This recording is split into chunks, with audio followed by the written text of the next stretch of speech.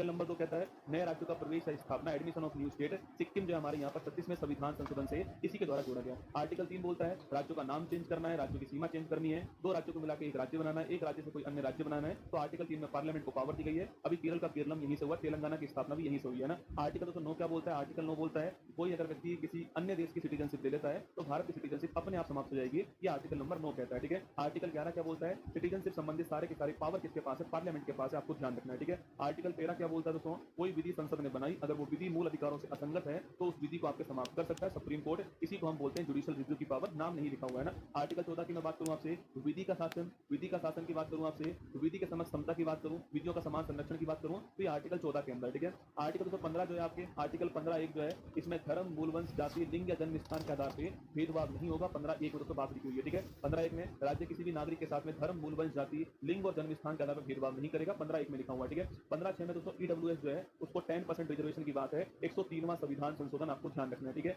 इसके बाद आर्टिकल 16 लोक नियोजन, गवर्नमेंट आपके जॉब जो है उनकी बात की गई है। 16 दोस्तों आपके 16(6) में आपकी जो ईडब्ल्यूएस है उसकी बात, आपके 10% जो रिजर्वेशन है उसकी बात 16(6) में आपको ध्यान रखना है। ठीक है। आर्टिकल 17 एलिन आपके जो आपके अस्पृश्यता, छुआछूत या आपके अनटचेबिलिटी को समाप्त करता है। आर्टिकल 18 उपाधियों का अंत करता है और लेकिन जो सेना और विद्या इसमें अपवाद है। आर्टिकल 19 की बात करूं आपसे तो विचार अभिव्यक्ति की जो फ्रीडम आपके आर्टिकल 19 में लिखी हुई है। आर्टिकल 19(1) आपके वाक और अभिव्यक्ति की फ्रीडम की बात करता है। आपको बोलने का फ्रीडम है, चुप रहने का फ्रीडम भी है। यहीं पर आपके आर्टिकल 19(1) के अंदर 19(1) भी आपके शांतिपूर्ण और बिना हथियार के सभा दोस्तों करने की बात करता है। 19(1) सी आपके संघ बनाने की बात करता है। 19(1) डी भारत में कहीं भी घूमने का अधिकार। 19(1) ई किसी भी हिस्से में बसने का अधिकार है। 19(1) एफ समाप्त हो गया, संपत्ति का अधिकार था। 44वां कॉन्स्टिट्यूशन अमेंडमेंट 1978 द्वारा समाप्त हो गया है। 19(1) जी आपके कोई भी आपसे पैसा व्यवसाय करने का अधिकार 19(1) जी के अंदर। ठीक है। आर्टिकल 20 क्या बोलता है? आर्टिकल 20 बोलता है कि दोस्तों एक अपराध के लिए 2 बार दंडित नहीं किया जाएगा आपके। और तो इसी के साथ दोस्तों आर्टिकल 20 भी कहता है कि किसी को अपने खिलाफ गवाही देने के लिए बाध्य भी नहीं किया जाएगा। ये भी आर्टिकल 20 कहता है ना। आर्टिकल 21 प्राण और दैहिक फ्रीडम का जो अधिकार है, आर्टिकल 21 में दोस्तों आपके सबसे बड़ा आर्टिकल यही है। मेनका गांधी केस के अंदर विदेश जाने का अधिकार, पुट्टा स्वामी दोस्तों केस के अंदर आपके निष्ठा का अधिकार हो गया।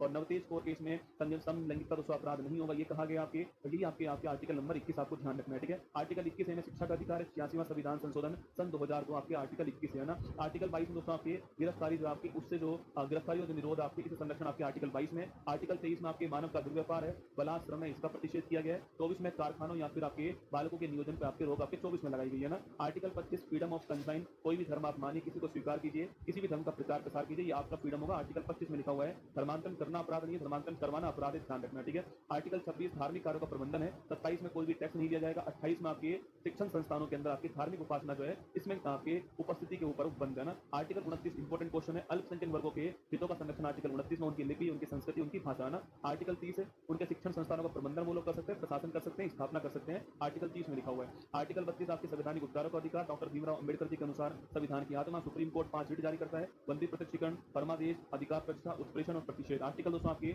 39 या आर्टिकल 38 भी नोट कर लेना। 37 दोस्तों महत्वपूर्ण आर्टिकल है जिसमें कहा गया है कि डीपीएसपी का उल्लंघन होगा तो आप कोर्ट नहीं जा सकते हैं ना। आर्टिकल 38 लोक कल्याणकारी राज्य की बात करता है दोस्तों। 39 दोस्तों ए स्मॉल है जो कि संविधान में पहले से था आपके, पुरुष स्त्री समान कार्य के लिए समान वेतन जो है, सॉरी पुरुष दोस्तों स्त्री आपके समान रूप से जीविका के पर्याप्त साधन प्राप्त करने का अधिकार उनके पास होगा। 39 जी में लिखा हुआ है पुरुष और स्त्री दोनों को समान कार्य के लिए समान वेतन। 39 जी है ना। और 39 कैपिटल ए में लिखा हुआ है फ्री लीगल एड आपके। ये 39 कैपिटल ए है जो कि 42वां संविधान के द्वारा जोड़ा गया। इसी के द्वारा नालसा की स्थापना, नेशनल लीगल सर्विस अथॉरिटी की स्थापना 1995 के अंदर होती है ना। आर्टिकल 40 ग्राम पंचायत गठन के बारे में। आर्टिकल 41 आपके काम, शिक्षा और लोक सहायता का अधिकार देता है। आर्टिकल आपके 42 जो है प्रसूति सहायता की बात करता है। 43 आपके उद्योग के प्रबंधन की बात करता है, 42वां संविधान संशोधन। 43 सहकारी समितियों की बात करता है। 97 कॉन्स्टिट्यूशन अमेंडमेंट आपके नोट करना है। आर्टिकल 44 यूनिफॉर्म सिविल कोड, पहला राज्य बिल लाने वाला पास करने वाला उत्तराखंड, दूसरा राज्य पूछूं आपसे गुजरात, तीसरा राज्य आपके असम हो गया। ठीक है। पर्सनल लॉ जो है आपको उनको यूनिफॉर्म करना उद्देश्य है ना। 48 तो पूछूं आपसे कृषि और पशुपालन 48 में। 48 ए के अंदर पर्यावरण संरक्षण 42वां संविधान।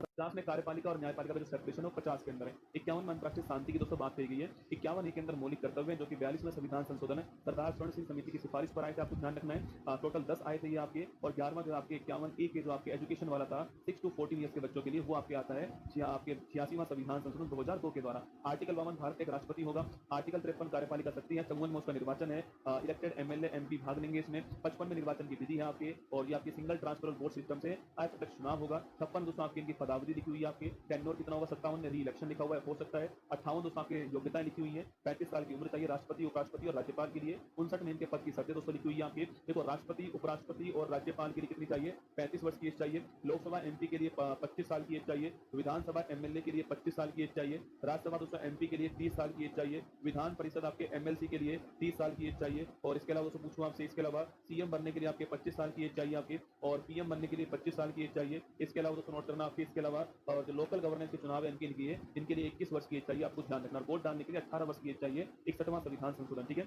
आर्टिकल 60 में लिखा हुआ है शपथ के बारे में आपके, अनुसूची 3 में आप सभी जानते हो कि राष्ट्रपति, उपराष्ट्रपति और आपके राज्यपाल की शपथ का उल्लेख नहीं है, आपको ध्यान रखना है, ठीक है। आर्टिकल 61 राष्ट्रपति पर महाभियोग की बात करता है, नोट करना आपके। आर्टिकल 63 आपके भारत का उपराष्ट्रपति होगा, 64 आपके उपराष्ट्रपति राज्यसभा का प्रतिनिधि सभापति होगा, 66 उपराष्ट्रपति का निर्वाचन आपके पार्लियामेंट के द्वारा होगा, 67 आपके उपराष्ट्रपति की पदावधि के बारे में लिखा हुआ है, 69 उपराष्ट्रपति के शपथ के बारे में लिखा हुआ है, 71 राष्ट्रपति उपराष्ट्रपति विवाद में सुप्रीम कोर्ट फैसला लेगा आपके, 72 क्षमा आपके जो आपके समाधान की जो पावर है वो राष्ट्रपति के पास आपके 72 में, जिसमें आपके वो मार्शल कोर्ट मार्शल को भी आपके क्षमा कर सकता है, मृत्यु दंड को भी आपके क्षमा कर सकता है। आर्टिकल 74 राष्ट्रपति को सलाह देने के लिए मंत्रिपरिषद होगा, जिसका प्रमुख प्रधानमंत्री होगा। आर्टिकल 74 है ना, 75 की दोस्तों बात करो, 75 2 में आपके मंत्री व्यक्तिगत रूप से राष्ट्रपति के प्रति रिस्पॉन्सिबल होगा, 75 3 में मंत्रिपरिषद जो है वो सामूहिक रूप से लोकसभा के प्रति रिस्पॉन्सिबल होगा। 76 में भारत का महान्यायवादी होगा, जो कि मीटिंग्स में भाग ले सकता है, मीटिंग्स में बहस कर सकता है, वोटिंग में भाग नहीं लेगा ना। 77 दोस्तों आपके भारत सरकार के समस्त कार्य राष्ट्रपति के बिहाफ से किए जाएंगे, ठीक है। 79 में संसद है, 80 के अंदर राज्यसभा है, 81 के अंदर लोकसभा है, ठीक है दोस्तों। 82 में परिसीमन आयोग के बारे में लिखा हुआ आपके, 85 में संसद का सत्र आहूत करना, ये सब काम राष्ट्रपति करेगा, ठीक है दोस्तों। आर्टिकल दोस्तों आपके 93 में किसके बारे में, आपके स्पीकर जो है उनके बारे में दोस्तों लिखा हुआ है, 93 के अंदर ध्यान रखना है, ठीक है। आर्टिकल 105 की बात करूँ तो आपसे, जो लोकसभा के जो एमपी है उनके बारे में 105 में विशेष अधिकार लिखे हुए हैं ना। आर्टिकल 108 आपकी ज्वाइंट सिटिंग की बात करता है, अब तक 3 बार ज्वाइंट सिटिंग हुई है, राष्ट्रपति इसको बुलाएगा, लोकसभा स्पीकर इसका हेड होगा, अगर वो नहीं है तो डिप्टी स्पीकर हेड होगा, अगर वो नहीं है तो राज्यसभा का आपके वाइस चेयरमैन इसका हेड होगा, जो उपराष्ट्रपति इसका हेड नहीं होगा, उपराष्ट्रपति इसका मेंबर भी नहीं होगा, ठीक है। आर्टिकल 109 आपके धन विधेयक की विशेष प्रक्रिया, आर्टिकल 110 आपके धन विधेयक की परिभाषा, article 112 annual financial statement budget की बात करता है, 115 दोस्तों अनुदानों की बात करता है, 123 आपके अध्यादेश की पावर राष्ट्रपति के पास में मिनिमम 6 वीक और मैक्सिमम आपके 7.5 महीने, ध्यान रखना है, ठीक है। आर्टिकल 124 सुप्रीम कोर्ट की स्थापना, 1+7 शुरू में था, अब 1+37 आपके हो गया है ना। Article 129 supreme court is a court of record होगा, लिखा हुआ है। आर्टिकल दोस्तों आपके 131 में इसका जो आपके मूल अधिकारी की पावर है उनके बारे में लिखा हुआ है। आर्टिकल 143 की बात, आर्टिकल 142 पूछूं आपसे, पूर्ण न्याय की बात करता है 142 आपके। 143 की बात करें तो आपके उच्चतम न्यायालय से परामर्श की बात राष्ट्रपति के लिए। आर्टिकल 148 सीएजी के बारे में, 153 राज्यों के राज्यपाल के बारे में, 155 राज्यपाल की नियुक्ति राष्ट्रपति करेगा, राज्यपाल का अपॉइंटमेंट होता है, प्रधानमंत्री का भी अपॉइंटमेंट होता है, मुख्यमंत्री का भी अपॉइंटमेंट होता है, ध्यान रखना, ठीक है। 156 राज्यपाल की अवधि दोस्तों लिखी हुई है। 159 में राज्यपाल के शपथ का प्रावधान जो वो लिखा हुआ है। 161 में उसमें आपके क्षमा की जो शक्ति है वो लिखी हुई है। आर्टिकल 163 में राज्यपाल को सहायता के लिए मंत्री पद का प्रावधान किया गया है। 165 में राज्य का महाधिवक्ता लिखा हुआ है। 167 में दोस्तों आपके राज्यपाल को जानकारी कौन देगा, प्रधान मुख्यमंत्री जानकारी देता रहेगा। 168 में आपके विधानमंडलों के जो गठन है उसका प्रावधान किया गया है, ये आपको ध्यान रखना है। 169 में विधान परिषद जो है आपकी, इसका उत्सादन और सदन जो है इसका प्रावधान 169 में 6 राज्यों के अंदर, ये आपके तेलंगाना, उत्तर प्रदेश, बिहार, तो आपके इसके अलावा महाराष्ट्र आपके, इसके अलावा आंध्र प्रदेश और आपके कौन सा हो गया, कर्नाटक, ठीक है। 170 में विधानसभाओं की जो संरचना है वो लिखी हुई है। 171 में आपकी विधान परिषद जो है इसकी संरचना का जो प्रावधान आपकी यहाँ पे 171 में, ठीक है। तो 169 में विधान परिषद है, ठीक है। 170 में विधानसभा की संरचना है और 171 में आपकी जो विधान परिषद है इसकी संरचना है, ठीक है। इसका फॉर्मेशन कहाँ पर, इसका फॉर्मेशन 169 में है ना। 176 में राज्यपाल का विशेष अभिभाषण हो गया। 200 में विधेयक पर अनुमति हो गई, राज्यपाल के विधेयक की अनुमति। 201 में तो राष्ट्रपति के विचार आपके पॉइंट छोड़े जाएंगे, उन पर राष्ट्रपति की बात होगी आपके आरक्षण विधेयक। 213 के अंदर विधानमंडल के विश्रांति काल में आपके अध्यादेश की पावर राज्यपाल के पास हो गई। 214 में आपकी उच्च न्यायालय की बात हो गई। वर्तमान में 25 हाईकोर्ट है, जो लेटेस्ट हाईकोर्ट है वो अमरावती हाईकोर्ट है ना। 215 उच्च न्यायालय अभिलेख न्यायालय। 226 आपके रिट जारी करने का अधिकार हो गया आपके। 231 दोस्तों आपके सामने 2 या 2 से अधिक राज्यों का एक उच्च न्यायालय हो सकता है। 239 आपके संघ राज्य क्षेत्र का प्रशासन आपके है। 239 ए दिल्ली के संबंध में। 241 आपके यूटी के अंदर हाईकोर्ट संबंधित दिल्ली हाईकोर्ट है, जम्मू कश्मीर लद्दाख हाईकोर्ट है। 243 दोस्तों परिभाषा ग्राम पंचायत की हो गई आपकी। इसके अलावा दोस्तों पूछूं आपसे 243 आपके 240 जी पावर होगी पंचायत की। 243 आई